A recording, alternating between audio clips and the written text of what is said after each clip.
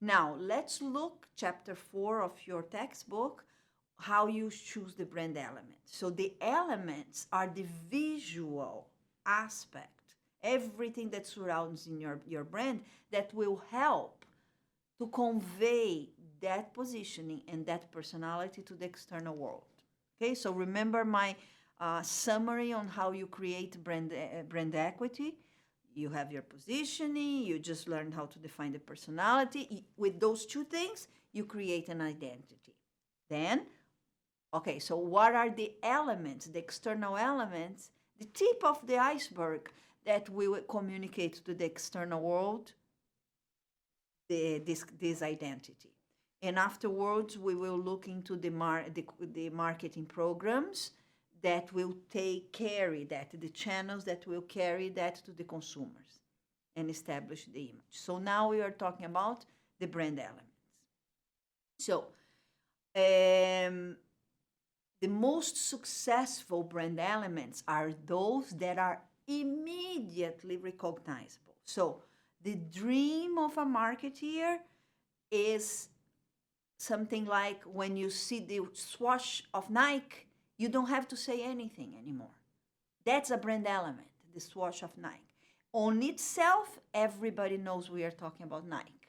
How many others exist like that? These are core of the brand. So if you see just the siren of the Starbucks, you know what you are talking about. That is a brand element. Okay?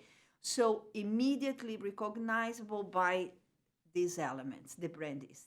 Okay? So you need strong elements. So here is some representation and some examples of brand elements. It's again, once more, it starts with the positioning, you develop the personality, and after that you will create the elements that will communicate those things to the external world. The great example as brand element is a symbol, the swoosh for Nike. The patterns of Victor Hugo, those patterns, those are brand elements. The logo, yeah? Language, interesting. McChicken,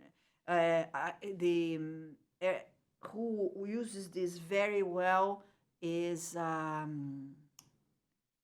the language Whopper, yeah? The chicken Whopper. They use the language extremely well, and they used to make fun of the competitor that's McDonald's, yeah? So language, your own language for your brand is a strong one. Sounds, remember, who doesn't know that little sound that you know Intel inside? Super successful. And I will show you some more modern examples of how much brands are now turning to sound to represent them as elements. The smell, this is a very characteristic smell that everybody knows what the brand is. A taste, Red Bull, the physical interface, the color, extremely important, no, as a brand element. The type of font that you use can be a brand element. Another example, shape, classic, okay? So all these are examples of brand elements that have to be very well chosen to reflect the brand personality and brand positioning. So I keep insisting on that because make sure you don't create things because you think they are great. I love pink, so it's going to be pink. Yeah? No, go back to the positioning, go back to the target. What are the brand elements? For example, for Nike, that represents action. So they create something that easily can represent their brand mantra, which is the action. Yeah. You will see in many of my slides that we have on the right side of the slide, if you go into the slide, there are links to articles and a lot of examples of what we are talking about. Yeah. So we don't have time to cover during the class, but it would add a lot of value if you make sure you go to the presentation that is in Canvas and look at the examples that we have put there for you in the links, okay?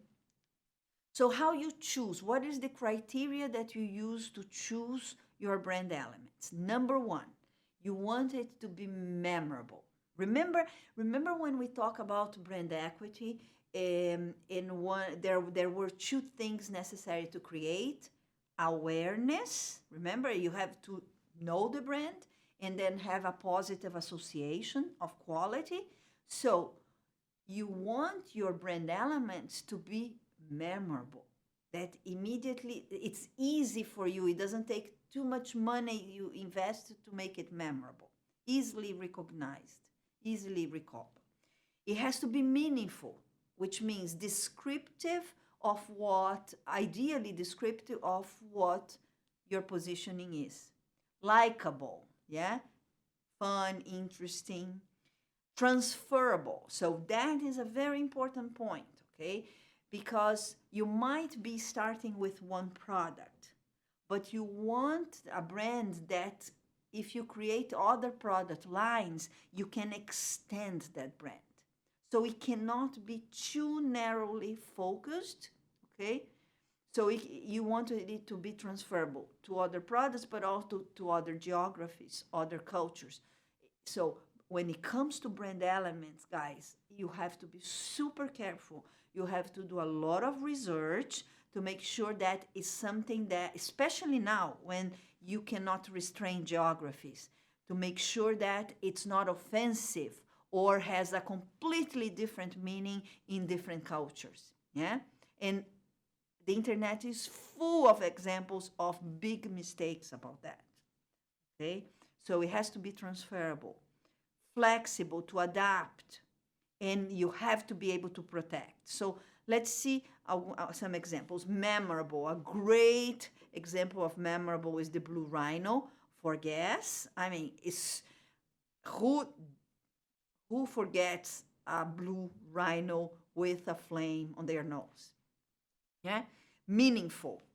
Again, for WhatsApp, you don't need to say anything else. And it's totally aligned with the function of the service that represents, that the element represents. M&M, yeah, I don't have to say much. Amazon. Amazon, the story goes, he chose he chose the brand Amazon after the Amazon River, because his idea was to be able to grow as big as the Amazon River and flow throughout a continent. And that was the representation. So it is transferable, no? Adaptable, something that it can evolve with time. You can see Starbucks where it started and where it is today. And finally, protectable. So the problem with protectable, your brand cannot be the example here, Molson Ice. Ice is not a protectable word, yeah, legally. So Molton Ice practically lost their brand because other companies, other competitors then created different brand with ice, okay? So you have to be careful that is unique enough so that legally can be protected. So when you are choosing your elements for your brand, make sure you ask those questions. Is it memorable? Is it meaningful, likable, protectable, adaptable, transferable? Okay?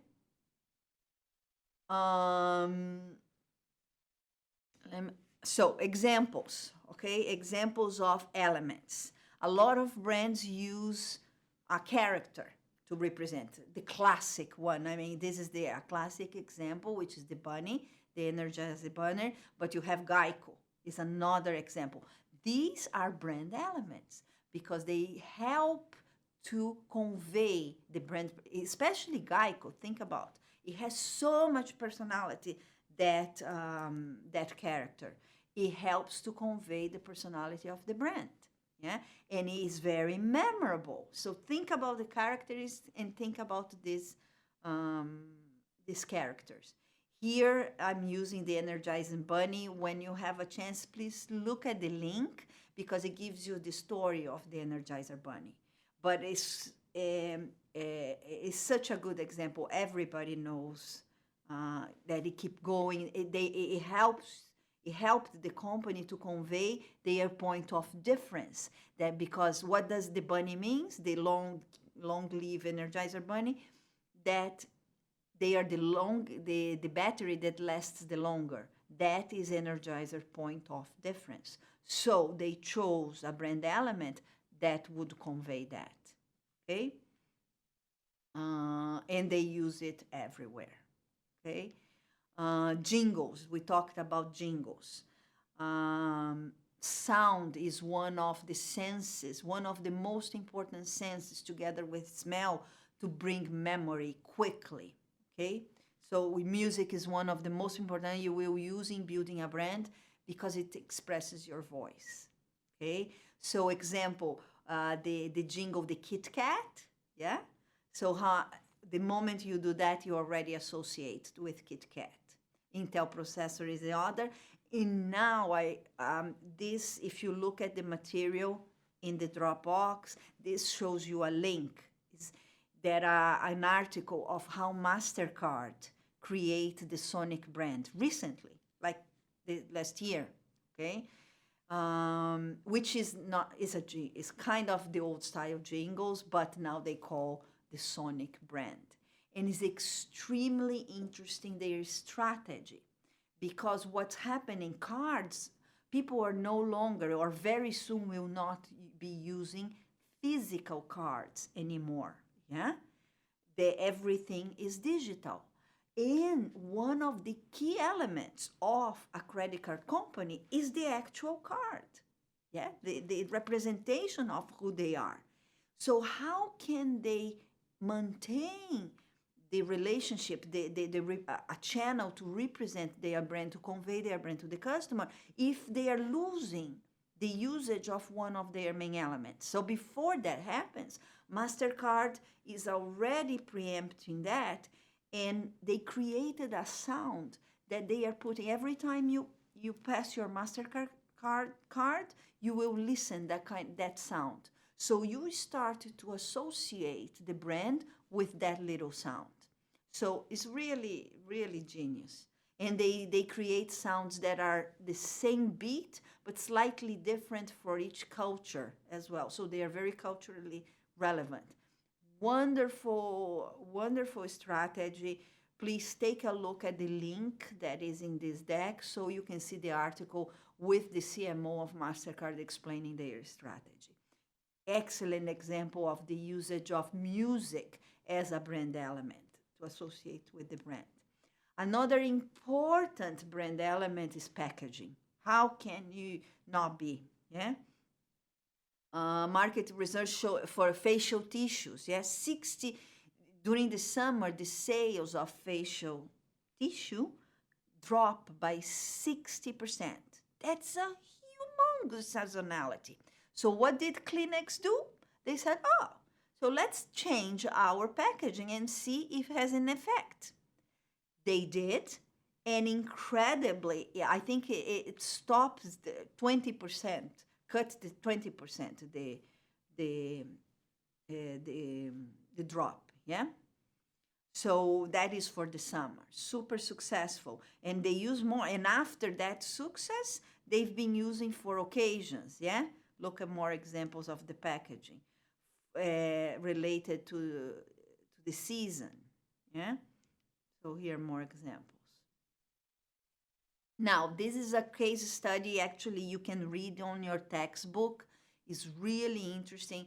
What happens, the power of packaging as a brand element, which means the power of packaging as a translator of what the brand is and the association with the brand. So Tropicana has always been flagship, a symbol of the American family breakfast.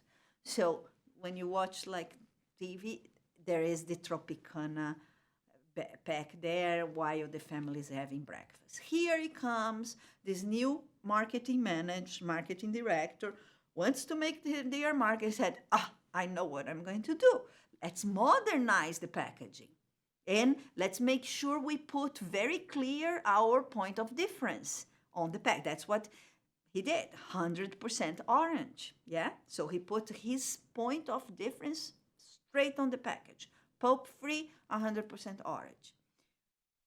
And did a lot of research, and the research went well, yeah? I think the sales dropped by about 45%.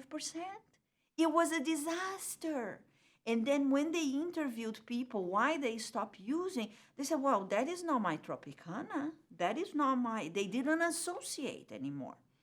So it's very interesting case. There's quite a lot of detail. Look in your textbook for it. Okay, the before and after. So immediately they fired the marketing manager and went back to their new packaging. Okay.